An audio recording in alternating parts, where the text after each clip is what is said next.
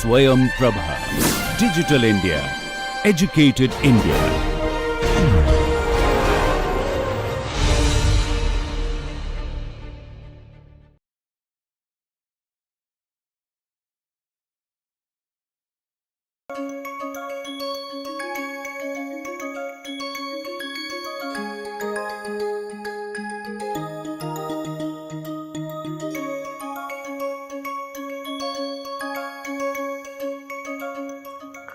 Namaste. Welcome back to our course on cost and management accounting. In our first session, we discussed about what is cost accounting. There are 3 steps involved: ascertainment of costs, where we will record the costs in details. Then we will go for analysis of costs.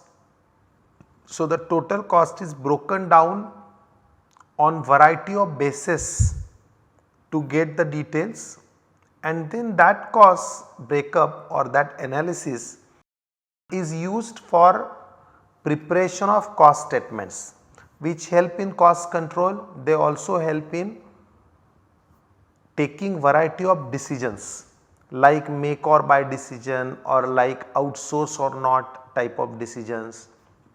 This is broadly the cost accounting is. This is the particularly the decision making part of it is particularly for the use of management. That is why we have got an umbrella concept known as management accounting. In this course our focus is going to be on cost and management accounting, mainly on the techniques which are used for decision making. We also discussed what is cost, and then we went into classification of costs. So, let us start with the costs. I think हर एक का हमेशा cost incur होते रहता है. So, there is no need of any definition. कोई भी activity अगर हम करते हैं तो we have to pay for it. We have to incur expense. Sometimes we have to sacrifice our time or we have to give up an opportunity. All this is added together and is called as a cost. Now the classification.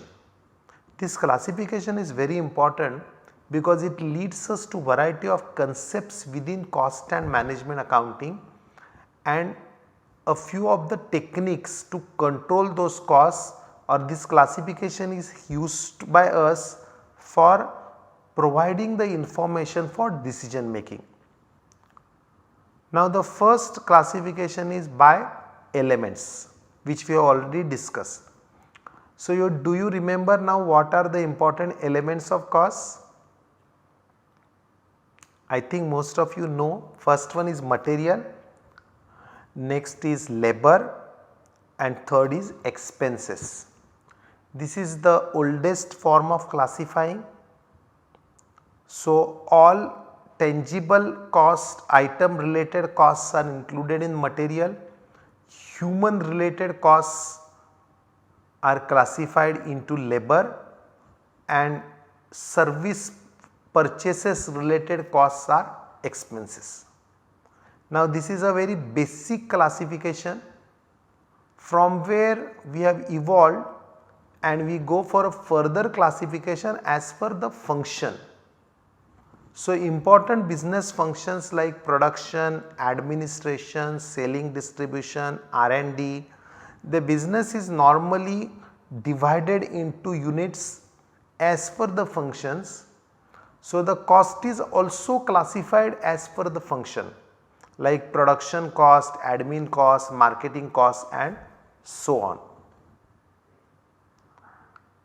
Then there is another way of classifying the cost, that is by direct and indirect. Do you remember what is direct cost? This is very important for cost control viewpoint. I think you are remembering direct costs are those costs which can be attributed to a particular cost center or a product. कुछ याद नहीं रहेगा, at least keep this example of fruit pulp in mind, that cost of fruit going into production of fruit pulp you can identify it. You know that raw material like mangoes are purchased and you are making mango juice. So, the mangoes purchased will be directly charged to production of mango juice. But all costs cannot be directly charged. Remaining costs which cannot be charged directly are considered as indirect costs. Suppose we have a fruit pulp making unit. We have got 4 types of fruits and we make 4 types of pulps. So, any fruit purchased we charge to these 4 units. Apart from that, what are other costs which are indirect in nature? Suppose we, for our factory which has these 4 units, we pay common rent. Rent will not be for just for one unit, it is the total rent for all the 4 types of pulp units. So, it is going to be an indirect cost. Same way security, insurance, maintenance, these are typical examples of indirect costs. What about manpower cost? Is it direct or indirect? Suppose there are employees who work on a specific pulp making unit. Let us say there are 15 employees who are only working in mango unit. Then their cost, you know that this is specifically identifiable to mango pulp making, then that will be considered as a direct cost.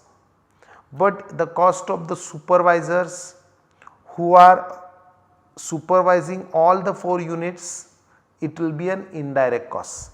Cost of production manager, indirect cost. Cost of helper who help in moving items from here to there but not identifiable to any one unit, then that will be an indirect cost. Like that, whether it is material or labor or overheads, those costs now are being reclassified as per directness. If they can be identified exclusively, if it is possible to relate them easily to a cost center or a product, we will call it as a direct cost. And those which cannot be related very easily like rent or like security, they would be considered as indirect costs. Now, we need to charge this indirect cost also. Direct cost we can easily charge, but indirect cost we cannot charge directly. That is why there normally a rate per unit is calculated or a composite rate is calculated. Technically we call them as absorption rate. So, we take total of indirect costs, suppose we divide it by number of hours, we will get rate per hour. But this is a very basic method. There are advanced methods like activity based costing. Okay. So, this is how indirect costs are charged to products or to cost centers. There is another way of classifying, that is classification based on controllability. Now, controllable costs are those costs which can be influenced by the action of a specific person. So, if you have got a factory manager who can decide to take purchase or not purchase certain categories of mangoes, who has the authority to decide certain day to day actions, then those costs which can be attributed to his or her decisions would be the controllable cost for that level. Will the rent be a controllable cost? Mostly no, because the decision of rent would have been taken already by higher levels. The decision on wage rate might have been taken by higher levels, then those costs will be considered as non-controllable costs. Now, this particular classification is not very sharp, it will go on changing as per level of activity. Like say supervisor of a particular unit may have certain decisions within his or her power, factory manager may have more decisions. A general manager may have more level of authority to take more decisions. So, for each level of management the controllable cost changes. Now, the advantage of this classification is when we segregate controllable cost, we can make that particular person responsible only for those costs which are controllable within his or her decisions. Otherwise क्या होगा, every manager will say I don't have much authority, seniors are taking decision, other departments are incurring more expenses, so I cannot control my expenses. So out of all these costs, most of the costs मेरे control में ही नहीं है. So the controllability becomes, identification of control becomes difficult. That's why under controllability classification, all costs related to that department or unit are classified into two types, one which are controllable, others which are not controllable, and we will try to hold that particular person responsible only for controllable costs. As the name suggests, this technique is very much useful for cost control purposes. Okay. Now, the next is classification as per normality. Now, for a certain level of output, certain costs are considered as normal, but if the cost exceed that level, then that will be considered as abnormal. For example, if you go to petrol pump, they are dealing with petrol or diesel. Now, these items are meant to be evaporated. So, suppose 50,000 liters of petrol is sold in a day, it is known that 0.3% of that is likely to be evaporated. That is considered as a normal evaporation. So, whoever is in charge of sale of petrol, nobody will ask if the loss of petrol is limited to 0.3%, but if actual loss exceeds that, then the person will be questioned whether there was any unbilled sale or something like that. So, any extra loss will be considered as an abnormal loss. Same thing is true also for goods which are kept in storage. So, for different types of losses, we divide them into normal and abnormal, and normal losses are treated differently. They are charged to good units produced because they are bound to happen. Whereas, if there is an abnormal loss in excess of that normal percentage, we will charge it to that particular department or to the manager. We cannot charge it to the customers. Okay. Now, the next type of classification is as per variability. Now, here the base of classification is slightly different. The earlier classifications which we studied were mainly for cost control purposes. Now, classification as per variability is mainly useful for decision making purposes. So, how will you classify these costs? The costs will be classified into fixed, variable and semi variable. As the name suggests, variable costs are those costs which change or vary. Here when we say vary, what we are thinking of is variation as per level of output. More the usage or more the production, that cost goes up in a linear proportion, that is called as a variable cost. Examples are direct wages, direct materials. If a vehicle is being operated, normally as per the use in kilometers, the petrol cost would go up or fuel cost will go up. So, that will be considered as a variable cost. As against this, there are certain costs which are known as fixed costs. Fixed costs are those costs which are related to time. and they do not change with volume or with the level of activity. For example, if we take example costs of the car, more the operation or more the running of car, fuel cost will change, it is a variable cost. But the insurance cost is most likely not going to change, or depreciation cost of the car is not likely to change, hence that comes as a fixed cost. Other examples as you can see here include rent or property or taxes. These are also examples of fixed costs. Now this table gives a summary classification. So variable cost in total change with the level of activity. If you calculate it on per unit basis, they would remain constant on per unit basis. As far as fixed costs are concerned, they are going to be constant at a total, but on per unit basis they go on reducing for every extra unit, because they are common in total, they will go on reducing for more units. Got it? Now there are certain costs which are in between. They have some component of variability, some component of fixed. So that is called as a semi variable cost. Example is telephone bill. Nowadays I think most would not even have seen this type of telephones. These are old fixed line telephones, not like mobile phones which we use now. They used to have a fixed rent, and for every call you have to pay extra.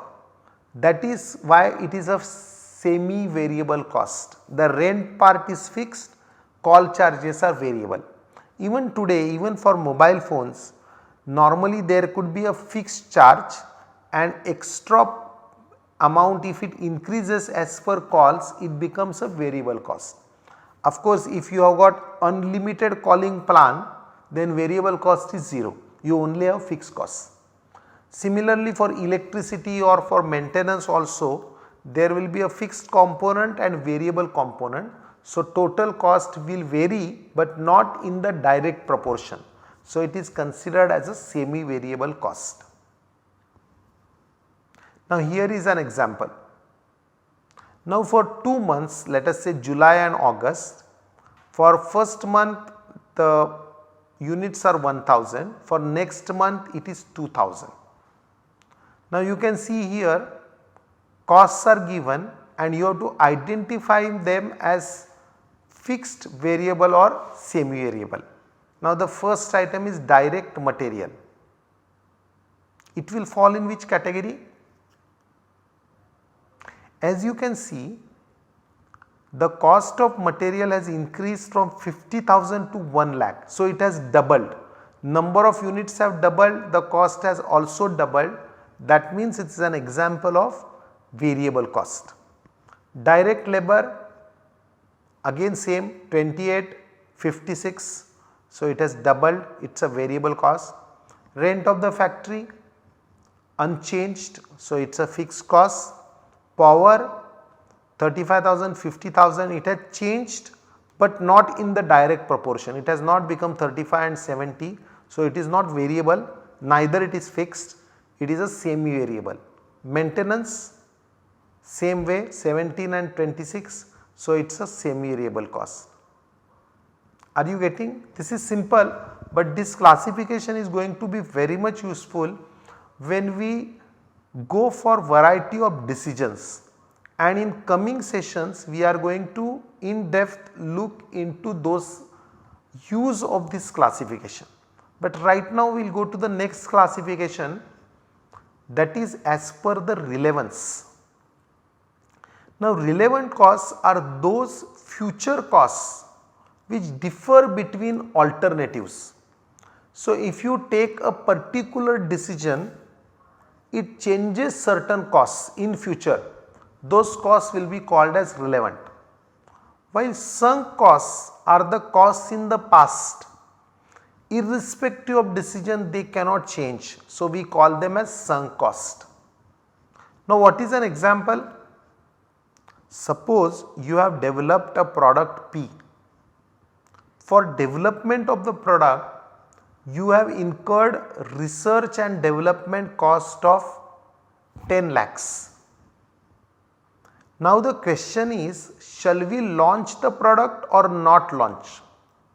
If we launch the product, the cost of manufacture will be 25 lakhs and we are expecting a revenue of 30 lakhs. I will just repeat the figures again. R&D cost is 10 lakhs, manufacturing cost is 25 lakhs, the revenue likely to be generated is 30 lakhs. Now shall we launch the product? What is a relevant cost and what is a sunk cost? I think most of you are getting it. We should launch the product because relevant cost is a manufacturing cost which is 25 lakhs. We are going to get 30 lakhs from the sale. That means we are making a profit of 5 lakhs. Sunk cost is 10 lakhs which we have incurred on R&D. ऐसे भी हम product नहीं भी launch करेंगे तो भी 10 लाख का loss already हो चुका है. We can not change or increase or reduce it by this decision. That's why it's a sunk cost. So R&D is a sunk cost. Manufacturing cost which we are going to incur, we may or may not incur because of the decision of launching or not launching. That's why this this manufacturing cost becomes a relevant cost. Now while taking decisions, you should only look at the relevant cost and not look at sunk cost. Are you getting it? So this classification is very much useful for decision making. It is not very much useful for control purposes. They are different classifications which we have seen earlier, like direct, indirect or controllable, non-controllable. This is primarily for decision making. There is another variant of this cost that is known as differential costs. So if you have two alternatives and if you are going to incur any extra expense by that alternative, then it is called as a differential cost. So if we take route A, the cost is 100 rupees. If we go by route B, the cost is 120 rupees. So difference between the two alternatives is 20 rupees. That is a differential cost. This is also useful in decision making. Now the opportunity cost. Now opportunity cost is not something which you pay in cash. That is why many people get confused. This is the cost of lost benefit. So if something is in short supply, we choose alternative A, we cannot go for alternative B. So the benefit from B is lost. That is the opportunity cost. So suppose you can either watch the video of this course, that is alternative A. Alternative B is you can watch a movie. So which one will you choose? आप लोग बेचारे scholarly students हो, so you have chosen to watch this boring video. So you have sacrificed watching a movie. That is the opportunity cost of seeing this video. Are you getting me? Maybe you are not paying anything in cash, but your time is limited. उसी time में आप video देख सकते थे. You are sacrificing it. That is the opportunity cost of this. Suppose you join a college and you are paying fees of 50,000. If it is a MBA college, maybe 5 lakhs. So you are paying a fees of 5 lakhs for 2 years. So 5 lakhs into 5 lakhs, it is a 2-year MBA course. What is the cost of doing MBA? In monetary terms, it is 5 into 2, 10 lakhs plus maybe some other expenses of 2 lakhs. So 12 lakhs. but you also have a opportunity cost. If you are doing a job and you are getting a package of say 10 lakhs, then 2 years 10 lakhs you are losing. So 10 into 2, you are losing 20 lakhs, that is the opportunity cost. So cost of doing MBA is opportunity cost of 20 lakhs plus cash cost of 12 lakhs. So total cost of doing MBA is 32 lakhs. Now if you are getting commensurate benefit, you should take a decision to do MBA. Otherwise maybe you can go for a part-time MBA where your fees is a cost, but you are not losing on your job or on your salary. So that is how for making variety of decisions we need to consider the benefit which you have lost, and that is called as a opportunity cost. Are you getting? Now here is an example that suppose you want to start a business, and if you go for doing it from your own premises, from your own house maybe, you are not paying any salary now, you are not paying any rent now, so rent ka cost bach gaya, that becomes a opportunity cost for you. Got it? Now the next one is marginal cost. This is the cost of making one extra unit. Later on we are going to study marginal costing where this will be very much useful. So for 100 units if cost is 1000 rupees, if you make 101 unit and the cost is 1005, then for 1 unit the extra cost is 5 rupees, that is a marginal cost of 1 unit. Then there is average cost. So you take the total cost divided by number of units, you get average cost. This is also useful but mainly for control purposes. Now the last classification is product cost versus period cost. If you calculate the total cost for manufacturing or for purchase of a product, it becomes a product cost. It is inventoriable because you can add it to the inventory. As against this there are period costs. These are more related to time, for example rent, for example salary. It is being incurred for certain time, not much for the number of units. So they are considered as period costs. So today we have discussed important cost classifications starting from elements, that is material, labor, overheads. Then we have seen control related classifications. We have also seen decision making related like relevant cost or like variable cost or differential cost, etc.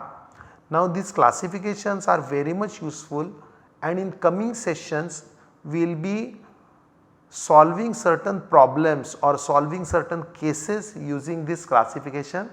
Right now let us stop here. Namaste, Dhanyavad.